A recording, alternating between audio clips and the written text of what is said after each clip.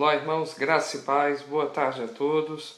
Estamos aqui mais uma vez num papo de gabinete e mais uma vez trazendo uma reflexão da palavra de Deus para os nossos corações, para as nossas vidas. Queremos um pouco da sua atenção para poder falar de algo de Deus, refletirmos um pouco sobre a palavra de Deus.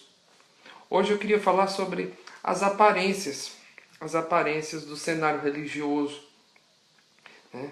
E eu queria falar hoje sobre a postura do ser religioso, do cristão como ser religioso. Como devemos nos comportar, como é que deve ser a nossa aparência, os nossos hábitos e como devem ser as nossas atitudes. Então eu tomo por base o texto de Lucas, no capítulo 18, versículo 9 ao 14, que é o texto da parábola de Jesus, do publicano, né, e do fariseu, que diz assim: E disse também esta parábola a uns que confiavam em si mesmos, crendo que eram justos e desprezavam os outros. 2 homens subiram ao templo para orar, e um fariseu e outro publicano.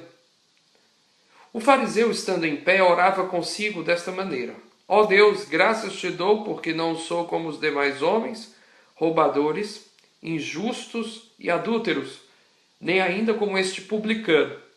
Jejuo 2 vezes na semana e dou os dízimos de tudo quanto possuo. O publicano, porém, estando em pé, de longe, nem ainda queria levantar os olhos ao céu, mas batia no peito, dizendo: Ó Deus, tem misericórdia de mim, pecador. Digo-vos que este desceu justificado para sua casa, e não aquele, porque qualquer que a si mesmo se exalta será humilhado, e qualquer que a si mesmo se humilha será exaltado. O texto que nós lemos, ele nos traz uma reflexão a respeito de caráter, do caráter de Deus refletido na pessoa de Jesus. Tal como Deus Pai e Espírito Santo, o Filho também é misericordioso e compassivo, paciente e cheio de amor para com as pessoas. Contudo, nós vemos nos evangelhos um grupo de pessoas que, digamos, acabavam com a paciência de qualquer pessoa, os fariseus. Jesus não tolerava o comportamento deles, da atitude, da forma meticulosa como eles gostavam de colocar Jesus em situações de berlinda, né? Em muitas passagens, Jesus se mostra duro demais com eles, ora censurando-os diante das multidões, ora alertando seus discípulos para que evitassem o contato com eles, evitassem qualquer tipo de postura de diálogo com eles, porque com certeza eles iriam para o embate. Ele não agia assim por ressentimento, claro. O que não podia suportar era a falsidade deles. O que Jesus não suportava nos fariseus era a postura falsa, a aparência, o negociar a aparência.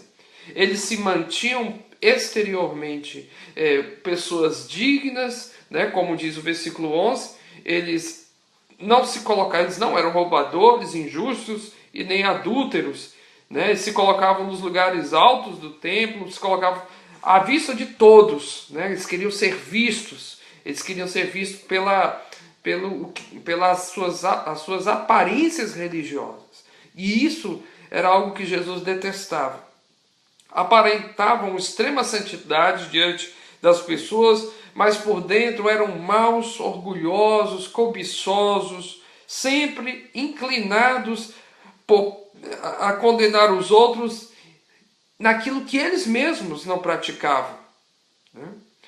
No texto de Mateus 23, 23, quando Jesus fala a respeito do dízimo, ele faz também, mais uma vez, sendo questionado pelos fariseus a respeito do dízimo, a respeito da prática do amor, também da prática das boas obras. Jesus diz: vocês devem dar o dízimo de tudo que vocês têm, mas também vocês não podem esquecer da prática da misericórdia, da justiça e do amor. Então, às vezes eles eram, como diz aqui o texto de Lucas, fiéis dizimistas. Eles faziam tudo, cumpria tudo, todos os rituais de maneira correta, né? Jejuavam 2 vezes na semana, eram dizimistas, mas era só aparência. Porque por dentro faltava misericórdia, faltava amor, faltava justiça. Né? Então Jesus detestava esse tipo de discurso, inclinado para a crítica, inclinado para o julgamento ali. Então, não foi por pouco que o termo fariseu, né, que de início descrevia um grupo político-religioso judaico, acabou adquirindo o significado de falso ou hipócrita. Então, chamar alguém de fariseu hoje é uma afronta, porque o fariseu é o próprio sinônimo da hipocrisia. Chamar um religioso de fariseu é quase que dar na cara dele, é quase que cuspir na cara dele, é chamar para briga mesmo, chamar alguém de fariseu. Mas infelizmente o mundo religioso à nossa volta, ele está pautado de vários fariseus. Pessoas que falam, que têm um discurso e na prática não vivem nada do que estão falando. Dentre os atos religiosos externos praticados pelos fariseus e também por outros judeus, estava o de rasgar as vestes de forma teatral, né? Indicando assim uma forma de tristeza ou arrependimento, um ritual que já vinha desde o Antigo Testamento. Era um ritual de humilhação, um ritual de tristeza profunda pelo pecado do povo, pela a situação desafortunada a qual o povo estava passando. Mas nos tempos de Jesus, quando Jesus se declarava e proclamava a palavra de Deus, né, como Messias de Deus, e declarava a palavra do Senhor através da sua vida, do seu testemunho, das suas palavras, eles por muitas vezes rasgaram as vestes em sinal de forma teatral, mostrando para todos que estavam ali em profunda tristeza e tal. Totalmente diferente, como Joel alerta, né? Não adianta rasgar as vestes, não adianta rasgar as roupas. Isso pode não passar de encenação. O profeta Joel já havia profetizado isso, né? Não adianta só rasgar as vestes, não adianta só jogar pano de saco, ou vestir-se de pano de saco e sujar-se nas cinzas. Precisa haver arrependimento, precisa haver mudança de coração, precisa haver mudança de postura. Ele chama o povo a um arrependimento verdadeiro. Deus nos chama a um arrependimento verdadeiro, não um arrependimento de farsa, um arrependimento de mudança de roupa, de mudança de atitude, de mera mudança externa, mas uma mudança interior, uma mudança de transformação interior, de fato, como diz a palavra de Deus. O Senhor nos chama a um verdadeiro arrependimento, e esse verdadeiro arrependimento vem de dentro, vem de rasgar, não as vestes, mas rasgar o coração, de quebrar o coração, de rasgar o coração. Só assim nós obteremos o perdão de Deus, vendo a sinceridade de corações rasgados. Porque, como diz o Salmo 51, o Senhor se alegra, o Senhor se realmente deseja encontrar corações contritos e quebrantados, corações rasgados, corações realmente compungidos, corações realmente dilacerados, né, pelo Senhor, dilacerados pela palavra, dilacerados pelo amor de Deus. E não rasgar vestes. Hoje nós vivemos isso. Deve ser por isso que nós temos passado por tantas frustrações no mundo religioso. E não é diferente dentro do cristianismo. Nos frustramos com as pessoas, porque atribuímos a elas uma referência. Nós temos por referência pessoas, amigos, irmãos, pastores, que não são referência de fé. Mas muitas das vezes essas pessoas, de maneira, não sei se eu posso dizer se de maneira intencional, ou se essas pessoas são levadas a um mero modismo da complacência de fazer sempre a mesma, fazer igual aos outros, de se portar igual aos outros, de agir igual aos outros e não terem a sua própria experiência com Deus, de coração quebrantado, de realmente uma vida transformada. Mas as pessoas estão copiando, estão passando para frente o modelo daquilo que eles veem. Eles não têm uma experiência com Deus. Vive-se mais o exterior, propõe-se mais o arquétipo de um cristão do que de fato se é um cristão. E é isso que nós estamos vivendo hoje em dia.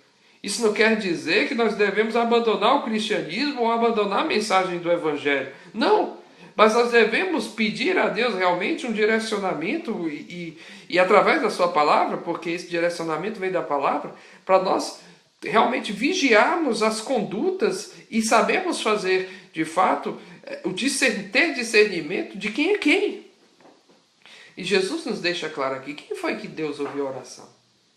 Ouviu a oração uma oração teatral, ou Deus ouviu a oração de alguém que era, ao visto da sociedade da época, um grande pecador, um publicano, cobrador de impostos, que se compunge diante de Deus, bate a mão no peito e diz: "Sê propício a mim, Senhor, porque eu sou pecador." Nós somos a nação cristã, uma das maiores nações cristãs, onde as pessoas rasgam as vestes ou rasgam o coração. Deus é paciente, graças a Deus por isso. Misericordioso e compassivo, pronto a nos perdoar, desde que o nosso arrependimento seja genuíno. Rasguemos, pois, os nossos corações e não as nossas vestes, em sinal de arrependimento diante de Deus. E eu quero te convidar a isso. Você que está me ouvindo, ou você depois compartilhe ou convide alguém para nesse momento a ser realmente possa compreender o poder que a palavra de Deus tem na sua vida. Maldito o homem que confia no outro. Não confie nos homens, confie em Deus, confie na palavra de Deus. E centre nela a sua vida. Igrejas frustram as pessoas, pastores frustram as pessoas. Mas isso não quer dizer que eu não deva ser pastoreado, isso não quer dizer que eu não deva pertencer a uma igreja. Porque até no processo de amadurecimento da minha vida, é importante que eu faça parte desse meio. Não se exima daquilo a qual Deus te chamou a ser igreja. As aparências, elas são enganosas, não se baseie nelas. Não queira manter a aparência de que você é demasiadamente justo, porque isso também não é correto.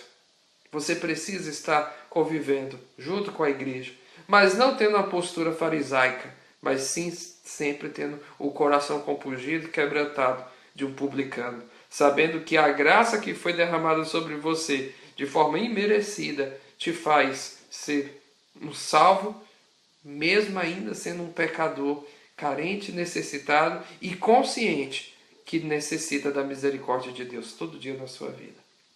Em nome de Jesus, receba essa palavra no teu coração, medita nela,